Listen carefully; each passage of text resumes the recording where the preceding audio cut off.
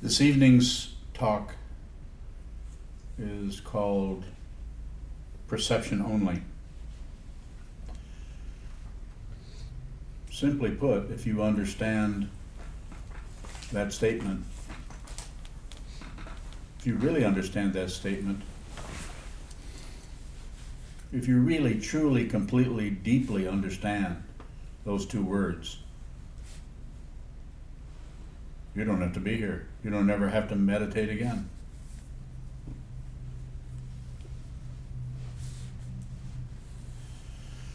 Perception only is another translation of a school called Chittamatra, or Vijnanavada, or consciousness only, or perception only, or mind only. Mind only, consciousness only, perception only. I like that, perception only. So whatever you perceive, that's it. Nothing extra, nothing else, just a perception. And even that is empty of what you perceive. And in that way, there's really no perceiver, and there's nothing being perceived.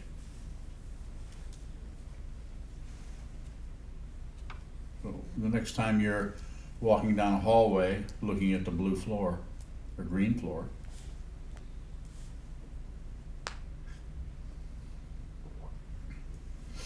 the perception of what you're seeing, what you're hearing when you hear your footfalls, is the extent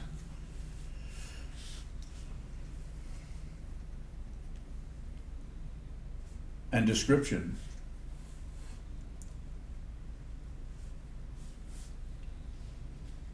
of reality. It's the extent of it. Everything is just perception. Anything else is your opinion, your addition, your imputed nature, something you're imputing about the blue floor, about the footfalls. So the way this is said by the 3rd, 4th century Buddhist philosopher monk, Vasubandhu, is that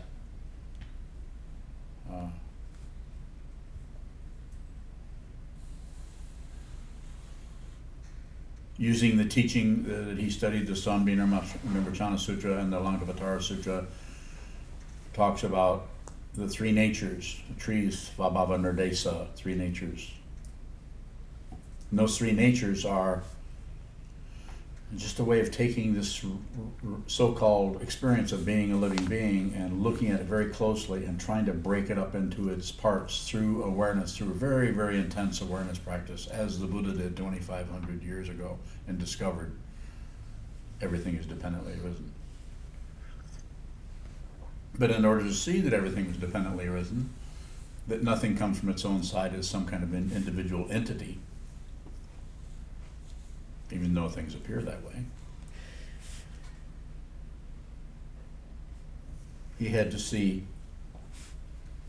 that anything that's added on or imputed or imagined on top of what is dependently arisen is illusory or untrue, or the imagined nature. So the three natures are Paratantra, or the dependently arisen. You could say stuff, dependently arisen, everything that is here, that you see, smell, taste, touch, feel, hear, is dependent on a whole lot of other stuff for its apparent singularity. This is true with your thoughts also.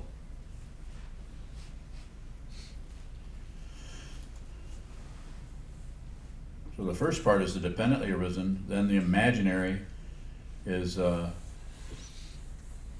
parikalpita is the fancy word, the imaginary nature. So there's the dependent nature, and then there's the imaginary nature. And to see what that is, to see that truly for what it is, that this is dependently arisen and this is imaginary,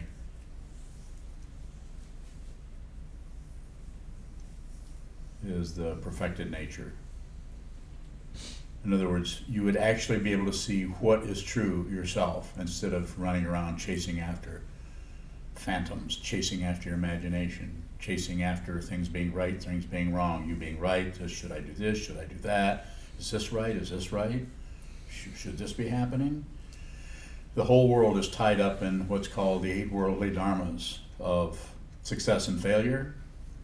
We're not saying there isn't success and failure, we're just saying that if you chase it, you're going to be miserable, because you can't always be successful. So you'll go up and then you'll fall.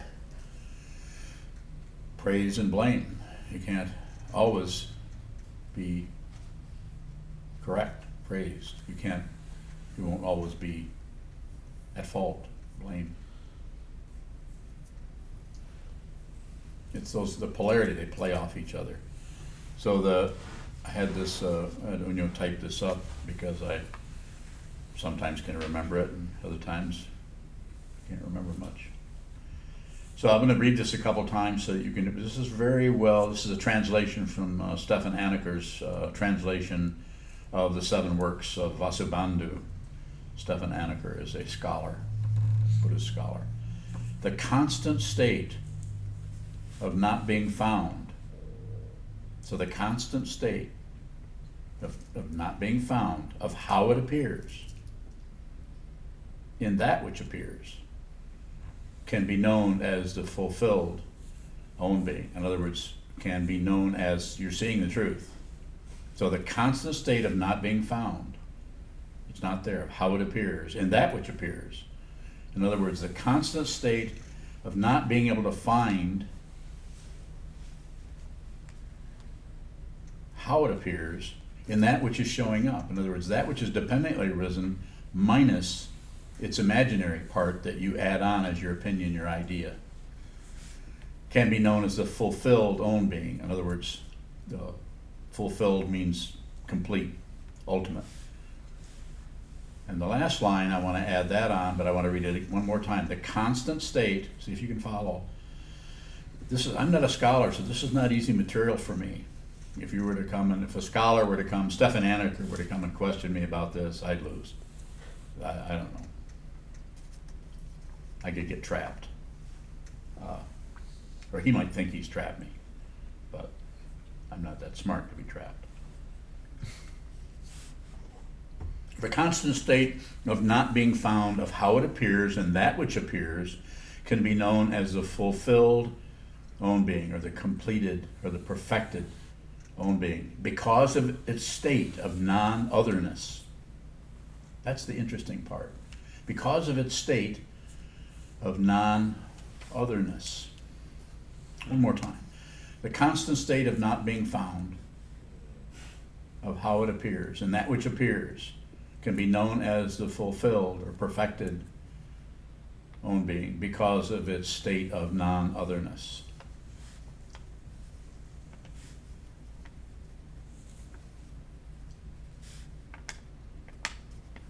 So, and there's all kinds of things been written on this material.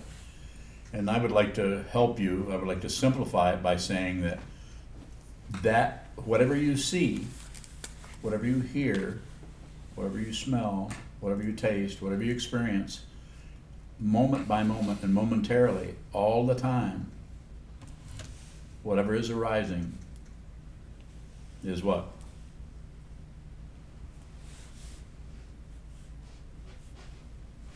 Perception? It's not bad. Thanks, I wouldn't have thought that.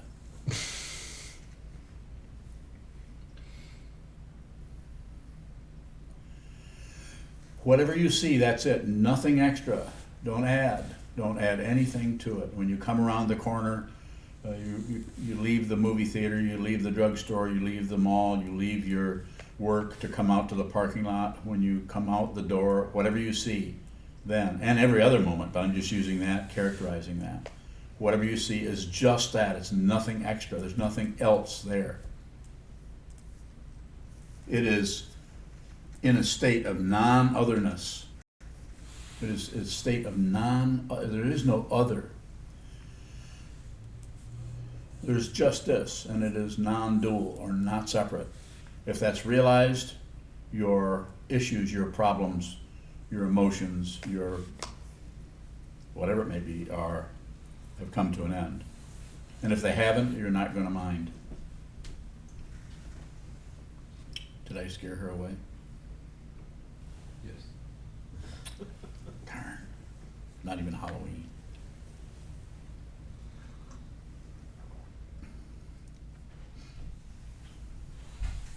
So I could read a little bit more of this since I had printed out.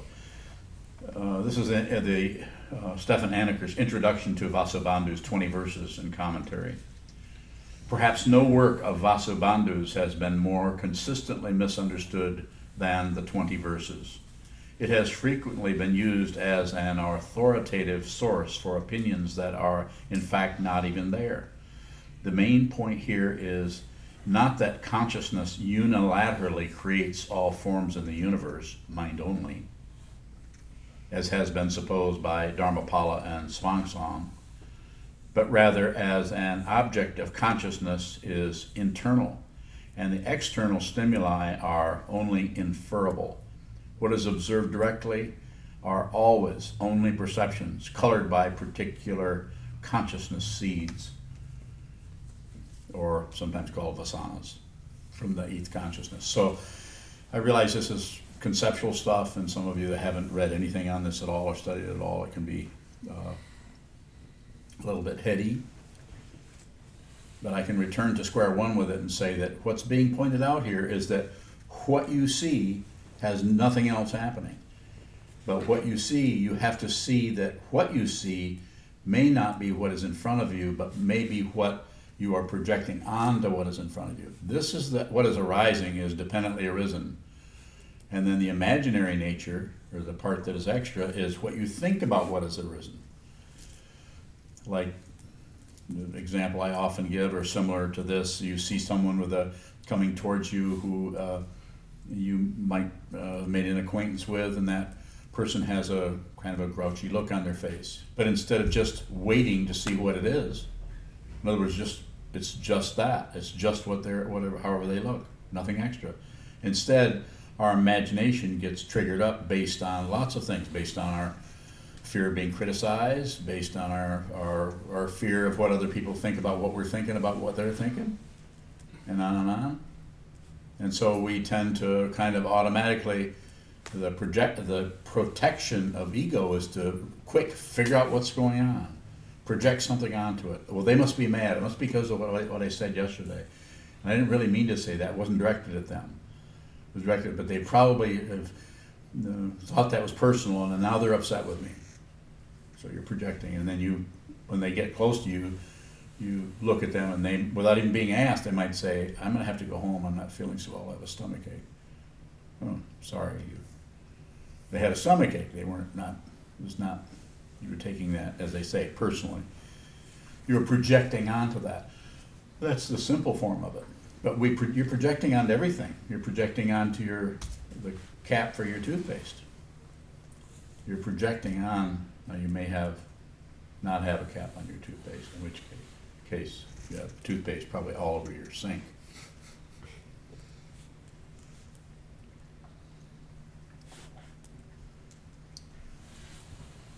So what I want to emphasize by this material is not to turn us all into scholars, so we go into this material and try to understand it. We leave that up to Stefan Anacker and who's the other translator? Lusthaus. Oh, Lusthaus works with that material. Dan Lusthaus, I think he's a Harvard scholar, is that correct? Yeah. And, I can't remember. Goldstein? No, not Goldstein. But anyway, what I want to emphasize is that whatever your experience is, it's just that.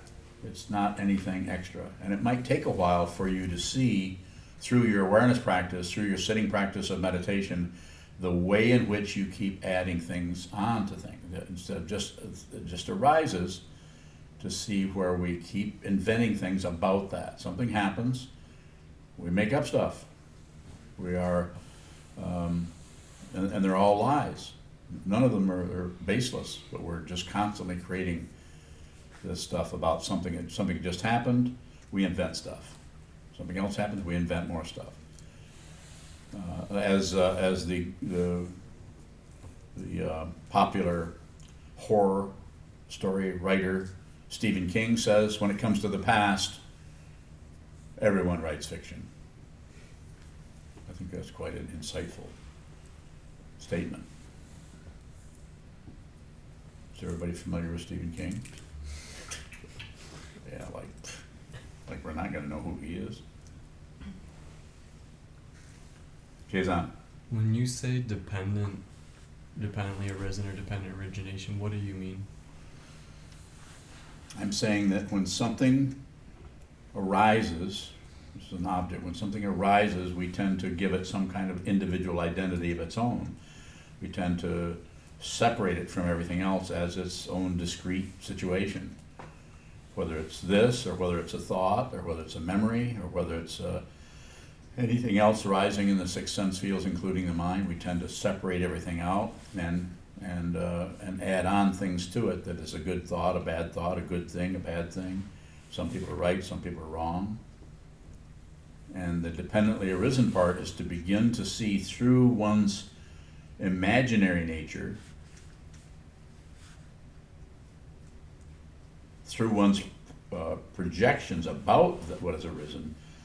If you see it for what it actually is, you begin to see that it's dependent on everything else where it's apparent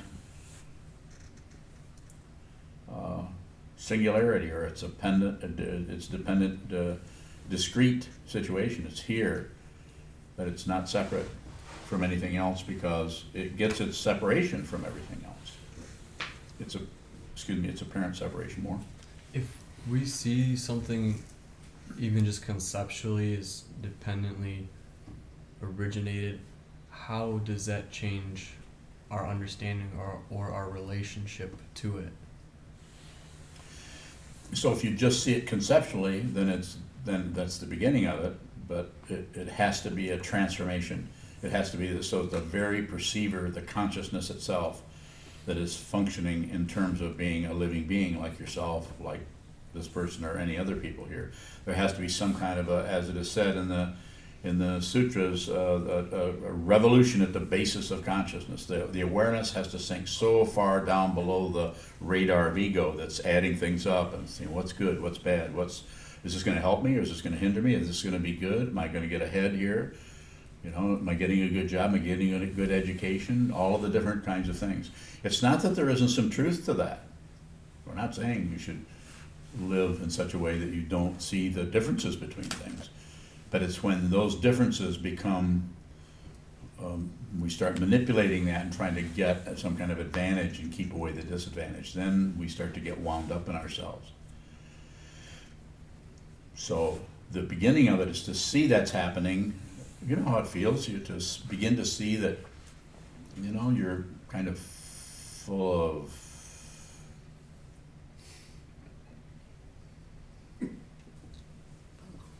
baloney. Thank you. Full of baloney. You begin to see that. That's the beginning. It's kind of conceptual, but it seems to. You can't just apply that. You can't just necessarily be living your life because there's kind of a reactive quality of the mind, and if there's any kind of threat comes along, suddenly we revert into our primitive, warlike stance to protect ourselves. We become defensive. Has everyone here become defensive over something that was just untrue? It's embarrassing. On the other hand, if it's embarrassing and you do nothing with the embarrassment, including forget it, you do nothing with it, then that embarrassment is how ego feels when it's starting to be threatened. When the ego is starting to be reprioritized because it is fundamentally unreal. The ego also is part of the imaginary nature. We have this situation and we project onto ourselves a self here and a self over there. And then we go to war. Or we go to peace, which is very similar. More? So if you realize dependent origination, Mm-hmm. how does that relationship change? So if you actually realize that if there's a revolution at the basis of consciousness in what's called the Alaya Vijnana, or some kind of a complete turnaround, where there's no longer a kind of a belief or grasping at a self or an other, as it says here, because of its state of non-otherness. It's things are just what they are because they're not other. There's no otherness there, even though it's over there. It's not other, so it's not separate. And so the transformation begins to happen in a way that is not particularly conceptual. So it's not something you're doing with your conceptual mind to try to figure things out and make sure that you're living in a way that conforms to this particular teaching. You can do this conceptually, and there are people who are very good at thinking in such a way that it looks like they're able to do this, and they are, as long as they're not threatened. But if there's any kind of threat comes up, then there seems to be, they seem to revert to some kind of a more primitive way of working with it, of being, feeling like they're threatened. So they might be more defensive. Whereas someone who has really transcended this, they may be defensive, they may not. But there's something that is different about it, because it is not about just defending some imaginary identity. Sometimes you talk about self-existing. Yeah. First, could you say what is meant what is self-existing? It's self-existing is one of the examples I can use are the skandhas, the form, the five constituents, or the five aggregates of being, or the five aggregates of a self or an ego. They are form, feeling, perception only, perception, hearing, smelling, tasting, touching, thinking, perception, concept, or the constructs we think with, naming, and all of those, samskaras, and consciousness, or the six sense seals and all of their various objects. So those five heaps, or as the word skandha translates into as a Sanskrit for a pile of things or heap of things, you could say that those, when the so-called solid individual self, the ego, we all know what ego is, the self-centeredness, is transcended, then there's still form, there's still feeling, there's still perception, there's still conceptualization, there's still the six sense fields and their objects, there's still the shadayatana, is the Sanskrit for that. There's still this happening, except it doesn't add up to a self, because the connections between them are no longer there. One is not reinforcing the other. So each one is self-existing. It's just what it is on its own. There's just form. So there's just feeling. There's not someone feeling something. There's just perception. We use that because it's such an obvious thing. Everyone is doing that. Everyone is, you could say, form only. But perception only seems to work better as a teaching device. You could just say concepts only. But that would be more difficult, because concepts are just really have a lot of stickiness all over them. Kind of like creamery butter. Glue would be better, because, yes. Several questions have come in. All right. The first one from Gyokudo up in Minnesota. Okay, Yokudo. She asks, how do we know when what we see is without projections? Without what? Projections. I think you might get some inkling of that is happening, but I think that when what you're seeing is without any projection, or is without the imaginary nature, and it's just dependently arisen, then it's just very simply, there's just no more warfare. You're no longer looking at something else. There's just perception only. So you're just perceiving, There's no perceiver here. There's no one here perceiving anything, and there's really nothing to be perceived. There's just perception. I wish I could be more helpful. We'll see what else she has here. That's her question for the moment. Then Jigme up in Traverse City. Okay. He asks, how big is the space between pure perception and the things we add to it? Really big.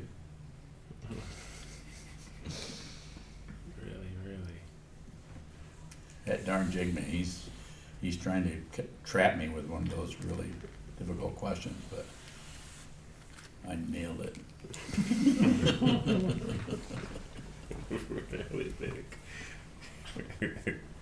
Yes. Question from Daniel over in Kalamazoo. Yes, Daniel. He asks, is our inherent Buddha nature dependently arisen? Since it can't be taken away, what could have been its cause? So it's not, it can't be taken away, but it's uncaused. Buddha nature is just a way of pointing, personalizing the absolute or the fundamental nature of things, the heart of things. The Buddha was a being who appeared in the world. The Nirmanakaya Buddha, or the actual physical form of the Buddha who appeared, understood something about this and began to teach it. And there was a few people that were ready to hear this. And those people talked to other people, and this has been passed down for 2,500 years. And that's what is happening here. This same situation is being talked about.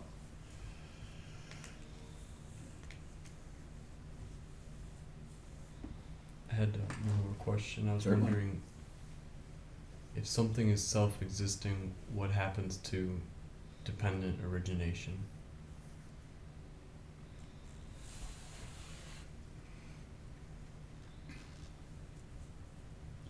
So it still functions as a concept. Things are still dependently arisen. So even those are dependent on some other thing for their arising. Just dependent on, there's a physical form arising. There's all kinds of interdependence, but to see them in their functioning, they just function just fine without having all kinds of strings running to them. Is what it's dependent on, is it still present? The causes that allow that to arise? I think that no separation takes care of that, but I realize it's hard to track that with concepts and flesh it out in such a way. There might be someone who's more skilled than I am at doing that. Further questions if you have them? No, thank you. Yes. So you were talking about walking down the hall and seeing the green carpet, and that's perception. Yes. Actually, it was linoleum, but that's okay. So we're perceiving this green carpet, and we remember something about the green carpet. Is that thing that we remember, is that perception only as well? Yes. If you don't do anything with it, if you don't add on to it or usurp that for your own extension or retraction, or you do nothing with it. No, there's no materialism going on there. Yes, go ahead.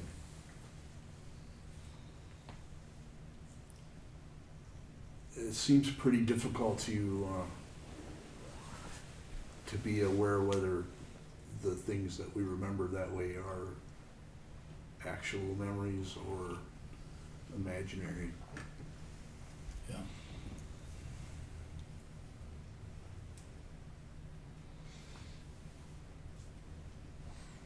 Yes. So how does perception only affect the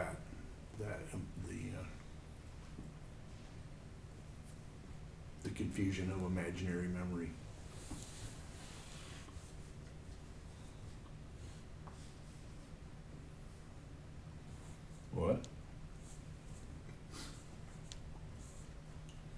Is That's the a- that's a imaginary, is genuine- the it's a imaginary genuine- memory, is the imaginary things that we think we're remembering?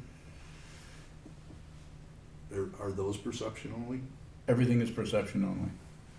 From the point of view of this teaching, the three natures.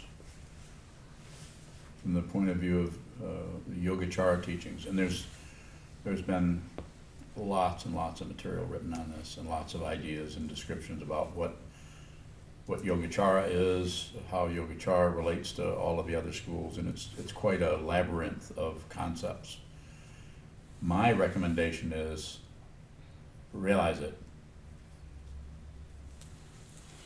My recommendation is find out who you are for yourself. You won't need any of these terms. You won't need the terms Yogacara. You won't need the terms Madhyamaka or Shunyata or the five skandhas. They may work and you may understand them, but you won't need them to support. You don't have to know what those are necessarily. But until you realize those concepts will help keep turning you the right direction, the five skandhas are without a self: form, feeling, perception, concept, or memory and consciousness are together, do not add up to a solid separate being. That so-called separate being is constantly in flux and changing. I call it discontinuous identity. You can't find a self anywhere. One of the ways it shows up is sometimes we're mad, sometimes we're happy, sometimes we're bored. And we kind of assume that's one person who's having all those different feelings. But look very closely. If you meditate a lot, that begins to show up as kind of a transcendental schizophrenia. So, well, perception only, is that what's gonna point us at being aware of our imaginary memories? What? Perception only.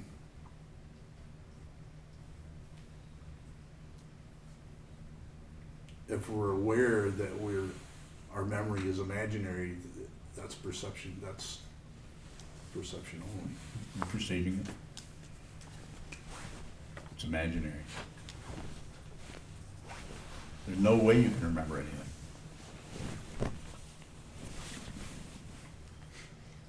That's very disappointing. But we think we can. We think we can remember all kinds of things.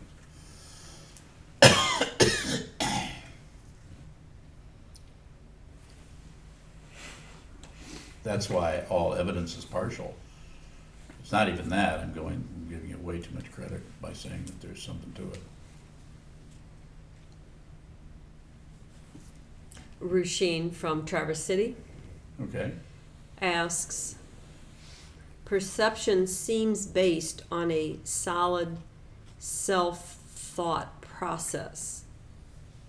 How do you still perceive once you realize there are not two? Yeah, perception. But the perception does it itself.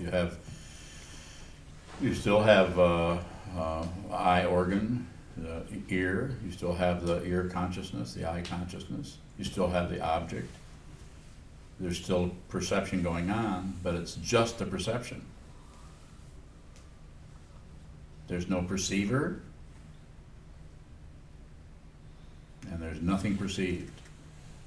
And it needs to be realized.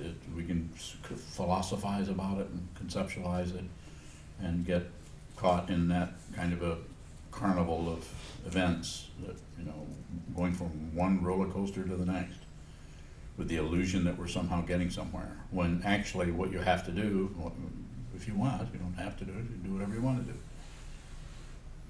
or not. But you could just look at what is in front of you. Just look at your perception. Excuse me, look at the wall. Look at the perception. Anything that's happening anytime is completely obvious. Yes? You say don't do anything with it. Are the three poisons doing something with it? Yeah. Passion, aggression, pushing, pulling, and shutting down. Yes. Does everyone perceive the carpet the same way? Probably not. So, in that,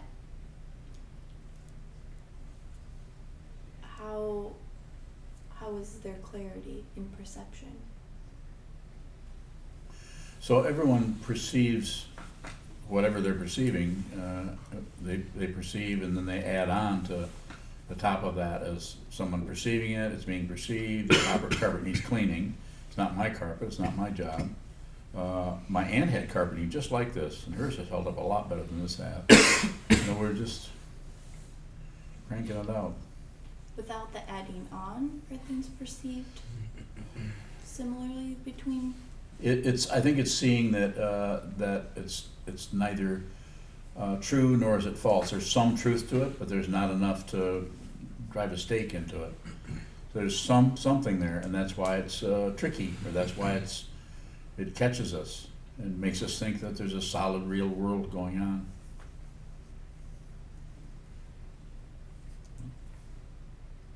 Lisa? You'd mentioned the third nature, perfected nature. Yes. What is that? So the perfected nature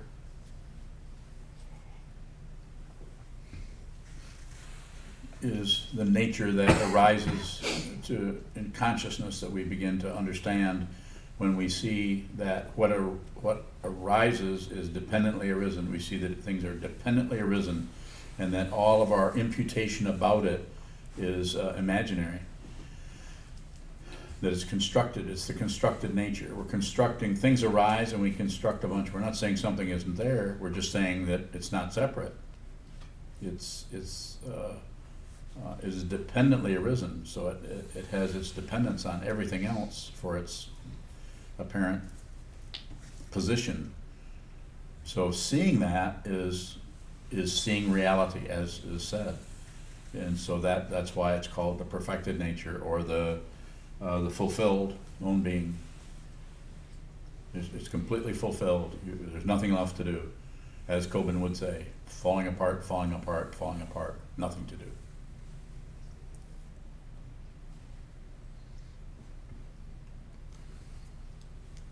Yes. Terry from Hawaii. Yes, Terry. She asks, I can see how everything for me is perception only. Why am I still stuck in it then?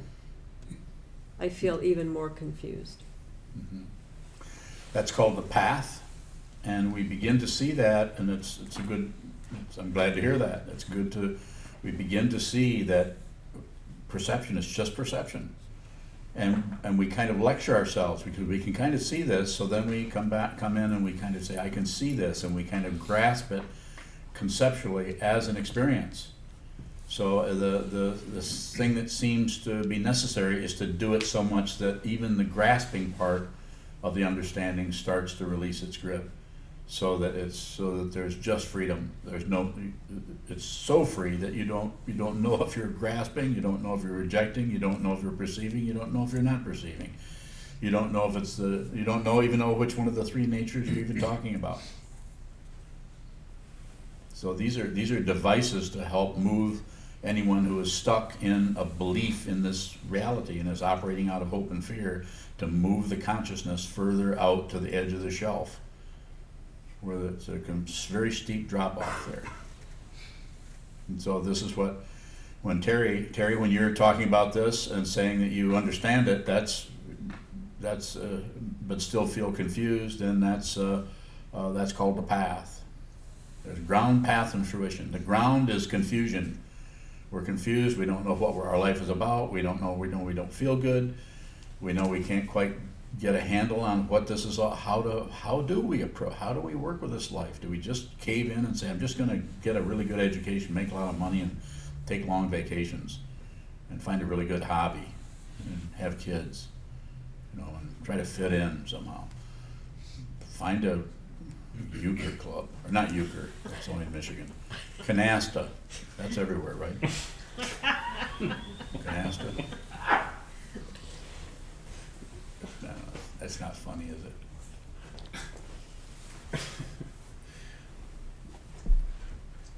But instead, some of us, that's not going to work for us. We need to know. The Buddha 2,500 years ago couldn't settle. He was a king or a prince. He had everything, as the story goes. He had everything. And his father was very disappointed, as the story goes, that he was leaving to go off into the forest to follow these crazy yogis who were trying to understand reality. And he, as the story goes, he spent 6 years out there and he realized and began talking to people about it. So it's the path until it's not, so there's the ground, which is suffering, the path, which is in our tradition, Shila, Samadhi, and Prajna, or discipline, sit down, Samadhi, look at it, and Prajna, see what is true. In other words, see that everything is dependently arisen. See these three natures, use this structure. If this works, there's lots of structures. There's the three natures, the five dharmas, the Four Noble Truths, the Eightfold Path, the 12 Links, la la la la la la. On and on. So Terry, what you're talking about there is you're saying, okay, I'm beginning to see this. And I'm saying, don't necessarily camp out on the side of the mountain. Keep going. Even though there's a nice little rest area there with garbage disposal and a Coke machine. Well, hot tea. Something, but keep going, even though it's rugged. I mean, it's difficult for us to go along and be running into difficulty, and especially when we see we've put so much work in this. We've come. It seems like we've come a long ways, but we're still there's no fruition yet. That's because you need to keep going. The path is when you come to the end of the path, you will know it. You won't have any doubts. If you still have confusion or doubts, then keep going. More? Just the fruition aspect of that. The fruition is the perfected nature. Is the fruition is seeing that nothing is separate from anything else. The seeing everywhere you look, you see. However you want to say it, you can say that everything you see, every sound you hear, is Buddha. Is the words of the Buddha. Everything you see is the body of the Buddha. And not some highfalutin kind of, whoa, everything looks like this guy. A gold-plated carving of wood. But seeing that everything is innately has a transcendent kind of value that cannot be destroyed, can't be created, can't be destroyed, and you're not separate from it, and you see it everywhere. It's called sacred world. Everything is fundamentally sacred. Even when it doesn't smell very good, it's still sacred. Until you see that, you'll keep separating things out and finding good things and bad things. Keep picking and choosing, which of course has been said in the sutras as the disease of the mind. Isn't that in Sandokai? No. Sandokai, 9th century text. Yes. Ming. Huh? I think Sin Ming. Sin Ming. Yeah, you're right, Sin Ming. Go ahead. What makes it so difficult to see the Buddha in aspects of life like murder and rape and disease and famine and all these other what we typically know as bad things? Why is it difficult? Why is that so difficult? Because they're bad. Why is it hard to see the Buddha in that? Because you have a projection about what the Buddha is. The Buddha is not separate from anything. We have an idea that the Buddha is, that Buddha can't have anything to do with that stuff. But that's just, as it's said, there's one of the ways that it's taught, and there are other ways, but is a sun-faced Buddha, a moon-faced Buddha. Everything is a Buddha. In the darkness is the Buddha, the light is the Buddha. And if you go to war with it over picking and choosing good and bad, that's just how you'll spend your incarnation in this lifetime, fighting the bad things, rather than seeing that that's just a Buddha that's sound asleep, or doesn't realize it's completely awake and it's completely pure. Yes, sir. Toward the beginning, when you were reading there was something where the author was saying, this is a fundamental thing that people misunderstand, and Yes. you mentioned a couple of. Could you read that again? Yes, I can. And you could get a copy of, I don't have a copy here, but you could get a copy of, I think you can order it online, Amazon, a copy of Stefan Anacker's 7 Works of Vasubandhu. And this is in the introduction. This is page 159, introduction to the 20 verses. There's 20 verses, 30 verses, and then there's several other parts to it. Perhaps no work of Vasubandhu's has been more consistently misunderstood than the 20 verses. It has frequently, and this is something we're studying, what, one day? Mhm. Which day? Tuesday. Every Or Tuesday? Monday night, yeah. Monday? I think Well, so we're studying it once or twice a week. Once, yeah. Here in the Sangha, in a group, in the Zendo. It has frequently been used as an authoritative source for opinions that are, in fact, not even there. The main point here is not that consciousness unilaterally creates, in other words, consciousness only, creates all forms in the universe, that consciousness is somehow doing that, as has been supposed by Dharmapala and Hsuan-tsang. I don't know what century they lived in. We could speculate, but one is has a Sanskrit name and one has a Chinese name. But rather than an object of consciousness is internal, and the external stimuli are only inferrable. What is observed directly are always only perceptions colored by particular consciousness seeds, which means the consciousness seeds is talking about the Okay, alaya. I think it says what I thought it said. Okay.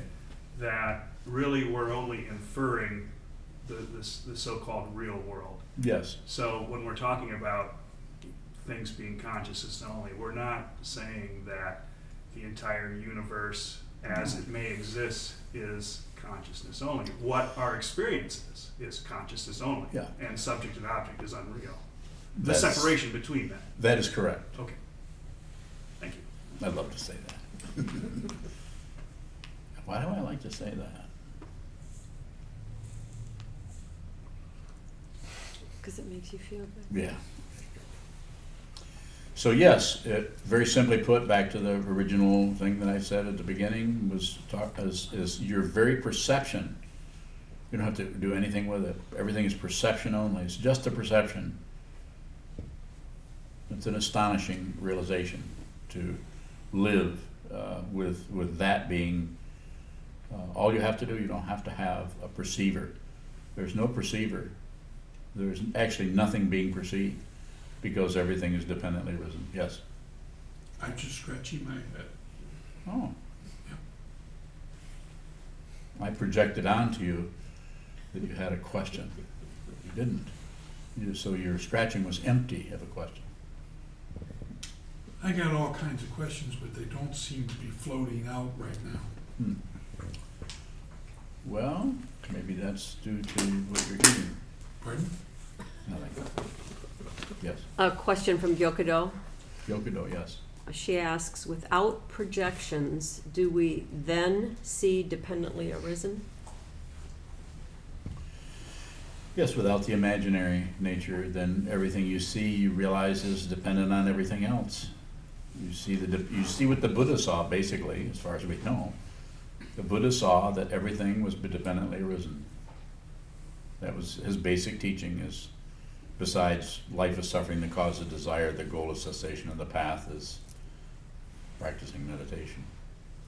But he saw that everything is dependently arisen. He didn't see a separate thing anywhere, and he saw that he was awake, and he saw that nothing was separate. So therefore, everywhere he looked, he saw the Buddha.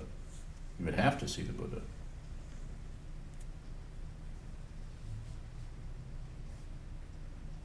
But this doesn't mean that you've transcended your karma and you now can function as an anti-gravity machine.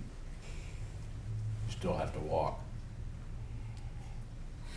The body still has to die. It's just that you're no longer, the attachment is not there anymore. So we're past 9, so maybe we should close. Thank you, especially to everyone that joined us. We can dedicate the merit. And we'll still stay online until the merit is done. In the back of your red chant books is our dedication of merit. If you'll join in. Also would like to remind everybody about our donation boxes in the hallway as well as online. Please help us.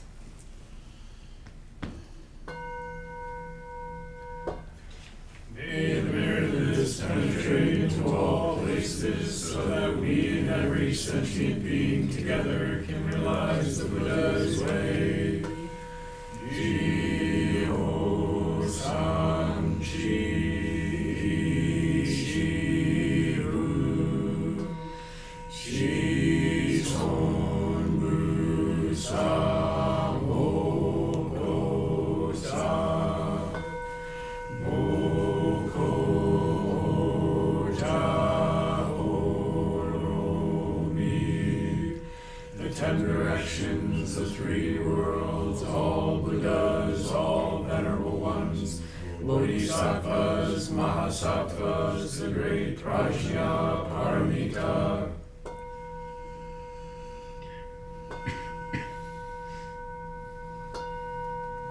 O Buddhas and Bodhisattvas of the 10 directions and the 3 times, please hear us. Please come down out of the light and protect Sokukoji Buddhist Temple Monastery, our Sangha, families, friends, and visitors. Heal everyone who is unhappy, sick, or suffering, and fill them with light.